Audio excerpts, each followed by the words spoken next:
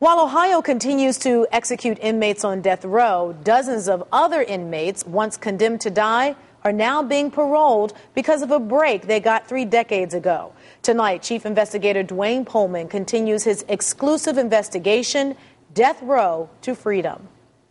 The board is convened today to consider the case of Richard Hartson. Ohio's parole board is gathering to decide if inmate Richard Hartson will get a shot at freedom. It's a long way from where he once was. Ohio's death row. Hartson was scheduled to be executed in the 70s for a bloody kidnapping and execution-style murder along Rockefeller Park in Cleveland.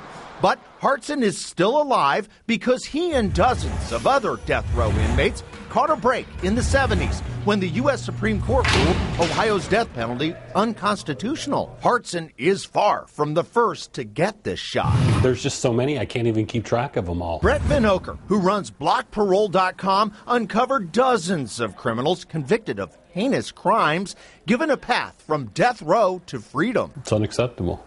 It's appalling. It's disgusting. The list includes Thomas Anderson, who gunned down an auxiliary police officer in Columbus, and Anthony Nesbitt, who shot and killed a pharmacist in Cleveland. After he was released the first time, he nearly killed this now retired Columbus police officer. I was shocked that a person from death row was out living. And this man, Duane Harris, the driver of a getaway car, when he and 3 other men murdered Sergeant Detective Bill Prohaska from Bedford Heights in 1975.